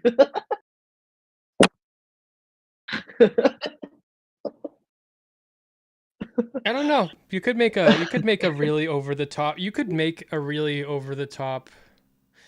movie about casting people as different races, where people like and people are confused and like they don't know. Like that could actually be really transgressive. Lil Dicky did a song about that. It's called Freaky Friday, where he switched bodies with Chris Brown. It was a whole music video. He's like, I woke up in Chris Brown's body. Yeah. Somebody said that word.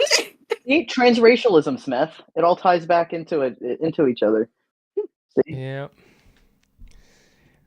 Knack is I can see seething underneath. Yeah, I'm just one of those progressive whores who just angry about everything. I'm judging all of you and I'm writing it down. No, I'm gonna tweet you. I did not appreciate during the video call that you made this joke about. I have a Zoomer brain. I just can't. I don't know you guys, and I can't tell when you're joking or not. And I'm like, do I get mad or is it funny? I don't think it's funny. They're laughing. What are they even? Was that? I don't know what the fuck they're even talking. Are they racist? Yes. No, I'm kidding. I can't tell, Oliver. I really can't. I don't know you. Listen, I have an ABBA and Preach shirt on. Okay, there's no way. Also, sometimes Oliver, legitimately, I see your tweets and I'm like, Listen, my tweets are a whole different stream. Like we needed an entire 8 hours to go through that garbage heap. Okay, wait a second. Okay, hold on. Look, this is something you poo poo on Smeth's Discord. So yeah, okay. You Knack, you have something in common with my ex-girlfriend. You guys like, you don't agree with. I think that you can. I think like racial humor, there's like a place for it, and it can be transgressive and like deconstructive and like this like sexist humor too. Like these types of jokes, like they can be deconstructive, you know, and there's a place for them. I use misogyny and humor to humiliate and delegitimize misogynists. Listen, I may be a Jew. That's funny when I do it because I'm a woman. Dave Chappelle destroying racism by making those kind of jokes, the way that he was able to subvert and satirize racism was genius. But we're all white on this panel. It's a little fucking cringe. That's what I think. Well, I'll keep in mind my strategies from now on. I got to be a little more subversive with my racism to, throw them off, spin a narrative. It was like, is Oliver dog whistling? Is that what I'm hearing? Were we being racist? Were we actually? I'm confused. Were we being racist? What's going on? I was confused. I mean, if we want to be progressive about it, do you want to skip back to the part in the debate where two cis people were debating like the validity of my existence or not? Because we can go there if we want to be hypercritical. That was fucking horrifying. Yeah, I had no idea that was going to happen. But like, I have trans people in my family who I love. I have trans people that are my friends who I love. Like, I'm not gonna not tell you So I'm gonna that say I my think jokes. that transphobia is wrong. Like, I Do you have think to that whenever so I'm you faced think with that that. you think that I'm we'll have this let's have this conversation a different time. We'll talk Okay, about yeah. this. Well, the conversation I will is crush you into the dirt. I'm gonna grab your head, put it under my arm, no deodorant, noogie you, metaphorically. That's Okay. what we can do some other time. Yeah, I'm prepared for that, but yeah. I'm sorry, Oliver, if that I was thinking about that. I was like, this must suck. No, Don't I'm not apologize offended to at all. Oliver Trust on me. behalf of me. And no, I don't I apologize. am. I'm sorry, Smeth won't apologize. That's why I don't didn't know. say anything because I was like, Smeth, I like you're when- I lucky. like it when You're Smeth is lucky. mean to Oliver me, is okay? your friend when you're saying shit like that, dude. But the thing No, is, I have a lot of trans. I got pissed at Oliver like a month and a half ago. About, yeah, he was mad at me.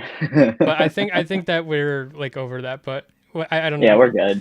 Okay, We're but good. We're good. I don't think that there's a reasonable way to say that I'm transphobic.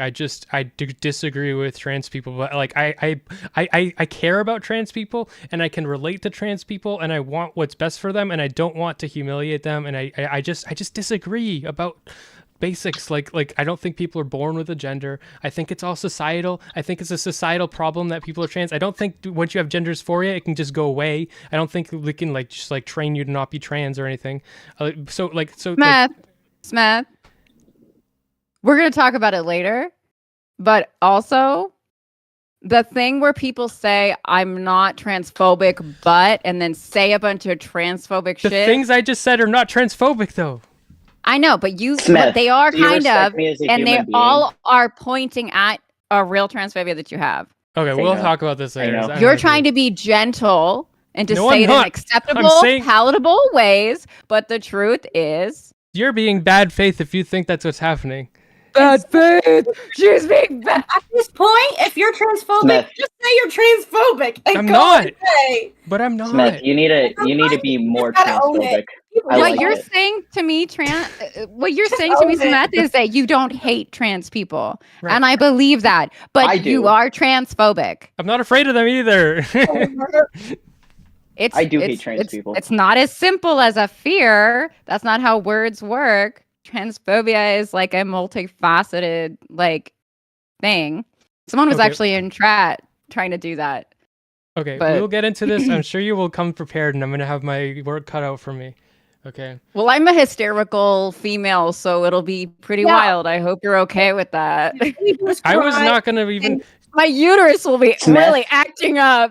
Smith loves hysterical females. This will be okay? a good They're his favorite kind. This will be a good conversation because I felt guilty because I saw you go on to Mr. Google Hotline or whatever, and you were saying that you always feel like you're slotted into the role of the female. And so before this panel, I was thinking, I brought Nac on to talk about the fucking Barbie movie and feminism.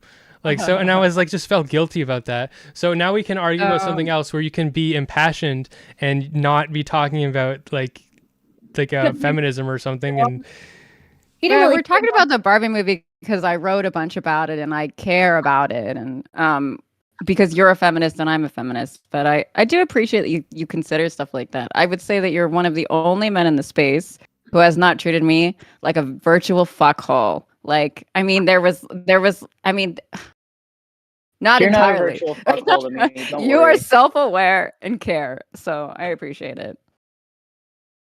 What did you say, Oliver? I said you're not a virtual fuckhole to me. You seem like a nice person. Well, thanks. I mean, I'm still evaluating you. Don't worry about that. Evaluate away. I was on a panel with a girl. He didn't really say much. What panel was it? It was about female sexuality. You were on that panel? Oh yeah, I was supposed to be on that. And then, I watched that. Well, the thing was that Mr. Girl was like basically they went out him and nothing was happening. I'm like one of those people. I was like, can you ask the questions? Can you guys get this panel moving forward? Because it's not doing anything if your guys are just exchanging insults. So by the time I was free as a book. I was talking about all my shit. Yeah, you I were do like, remember. you were such a Okay, breath I of fresh remember air. seeing you. Yeah. Wait, what'd you say, Smeth? You were such a breath of fresh air. Yeah, I was open about all my stuff. Well, unfortunately, 2 of the women went on the panel just to make a statement that they think Mr. Girl is a liar and doesn't care about women. I don't think I they would have did that done on so much purpose. better. I'm mad that I didn't get on there. Oh, I think they did it on purpose. I think it was organized. I think it was premeditated. I feel so I bad think they for were him. in Premeditated DMs with each drone I feel other. so bad Max. for him because like people just hate him and Like, Wait, Smeth, did you I'm see not me gonna on be Mr. an Girl asshole to Hotline? him. Like, I don't see the probably. point of being an asshole to him for no. Yeah. I don't like his content. I don't watch his content, but I don't see the point of being an asshole to him because it gets nothing done if we're trying to have a productive conversation. Don't go on a panel under false pretenses. If you want to have a conversation with Mr. Girl about how you think he might be a fucking liar, maybe just be upfront about it. When I went on, I was honest. You know, we kind of got some questions, but he wasn't saying anything at that point. Well, his voice is broken. That's not to do with you.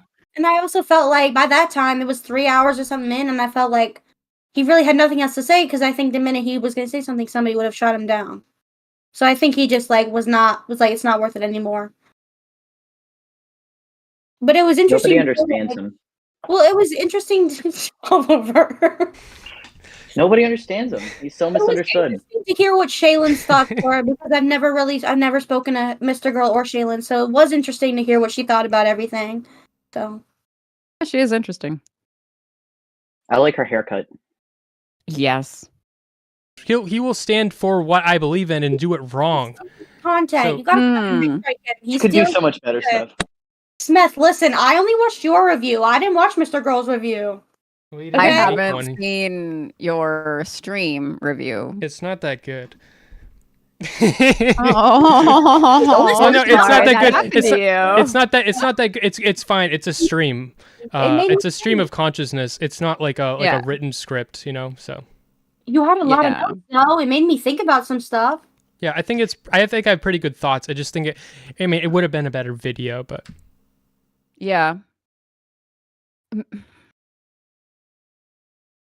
Mr. Girl's tweet about feminism I wanted to like, but there were just certain things in it I didn't agree with. It's cringy. It's cringy. And there were things in his Barbie review I liked and things that I didn't, and I couldn't sign off on that with a like. So that's what's frustrating about his content is he'll say some very insightful things that no one else is willing to say. And then he'll say some bullshit right at the end or somewhere in the middle. It reads it for you. Like I think it's the moral grandstanding. So he'll say the insightful thing, but then he'll moral grandstand too. And it's like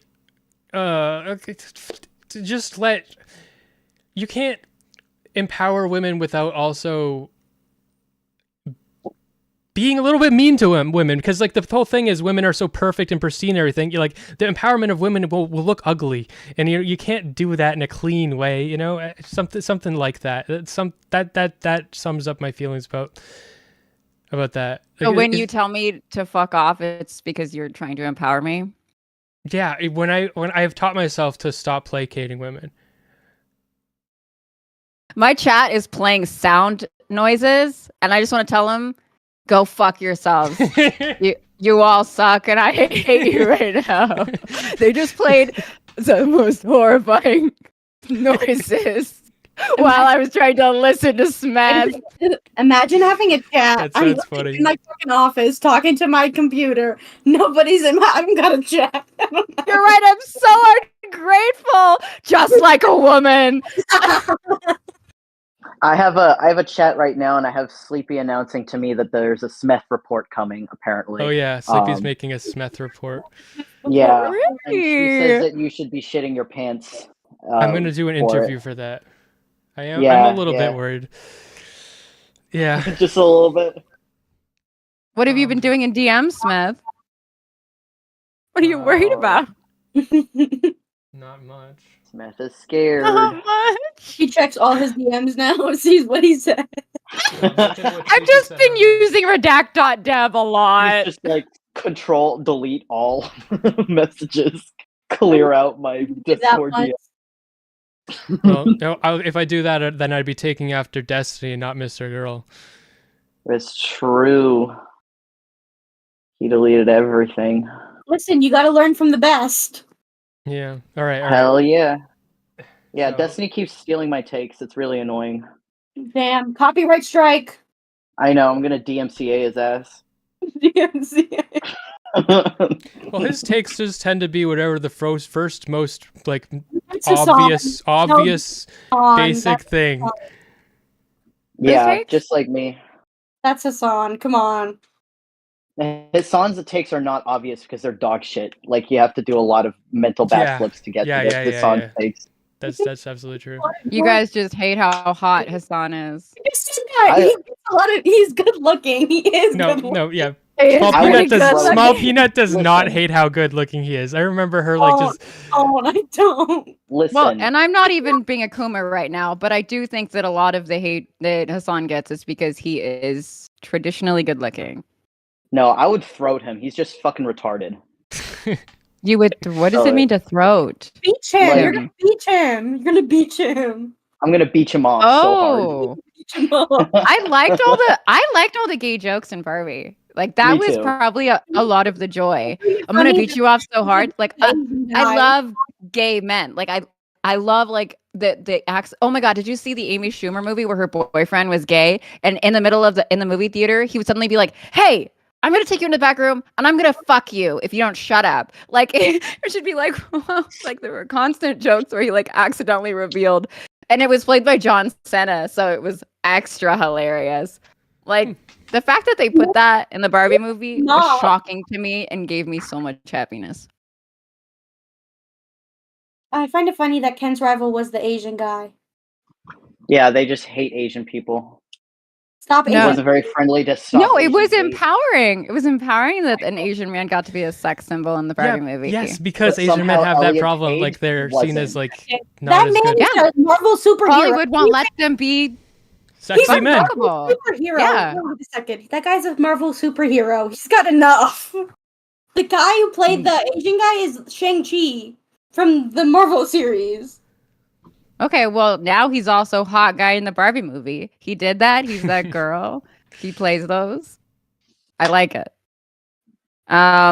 It always never really made sense to me that Asian men couldn't be sex symbols because women are obsessed with Asian men too. Like there's a K-pop whole is a thing for sure. K-pop, J-pop, Mm. Tumblr worlds where like all the fan Yeah. fiction written about them. K-pop shirt on Yeah. right now. I don't know if it's Hell a good yeah. thing to fetishize men. Like we're acknowledging that it's like not a good thing to be coomers about women and not a good thing to fetishize women based upon their race. But then now I'm glad there's a hot Asian man in the Barbie movie and seeing it as empowering. So Listen, it's okay. maybe we should just cancel Nac. It's okay. I'm gonna give it a pass. Only because I am wearing a K-pop shirt right now. Only because I'm down low. I get what you're saying, girl. She's a Smith, coomer who's your for favorite Asian K-pop males. band member? My favorite She's K-pop. that girl. Yeah, Yeah. who's your favorite BTS member? I like the Asian one. I like to BTF Butter. out. Hey, my Fuck man. out. Beat the fuck out. I like me and Smith like boy things like Bionicles. Yeah. Great. Like, I Spider-Man like is boy great. things. Listen, I got boy things. I got Spider-Man. So based. My Barbies can hold You should put guns him in and your have bio. articulated joints. I'm sure. Just keep Let's saying go, dude. articulated joints. So maybe you should say that a couple more times. Articulated joints. I don't know. like, I've got articulated joints in these hands. Real women could never have joints as quite as articulated as the joints in the dolls that I've. I articulate my joints, but they are all I'm not a smokable. real woman because I can't go like the joints. Yeah. The joints go 360. I can't do that. Yeah. Oh my god, I'll never be a man. Okay. Rip. We should end this. Yeah. No. It's time to do the Barbie Smith. wave. Me and you. And at the end of the You're movie, Kenough, they were like Smith. this. All right. You're Kenough. Okay. I'm And don't Kenough. let I'm these gonna buy haters that. tell you I'm otherwise. debating buying that, but I don't know if I want to like support it. Just said that. I feel like Smith. If you buy it, Smith, I'll buy it, and then we'll be twinsies. Imagine the content on your porn page of you in just the Kenough shirt or sweater. With the Kenough Canadian, and just Speedo. be like, you know, I'm on not lockdown right trying to be a coomer, but imagine the content you How could dare you make. fetishize white men like this? How Yeah. dare I force Smeth into sex work? You're like the Anyways. Andrew Tate. Oh, Yeah, God. I'm basically sex trafficking Smeth right now. I will become It's, femboy Andrew Tate Wait a for sure. second, Smith. Rape did by you watch Sound of coercion. Freedom? Smith, did you watch Sound of Freedom? No, I haven't. That looks so bad. Haven't. Does anybody here watch Oppenheimer? I'm Oppenheimer? going I to see haven't. it. I'm about to. I'm hoping to I'm soon. going to see it. Okay, I haven't won't say seen it anything. yet. People, Alright. then I saw somebody say that it was boring. Don't spoil the sex scene. I wanna coom to it. It's boring because it's long. I'm not gonna say anything else, but it's a long movie. So, yeah. Okay. Everybody enjoy Oppenheimer. Bye. Bye. Thank you. You're not welcome. to. Bye, Smith. Bye. Okay. Knack is mad. We're gonna have to have a conversation.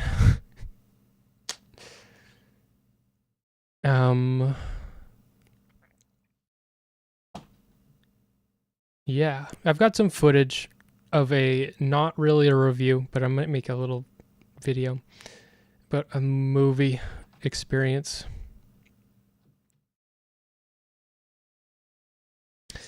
Stay tuned.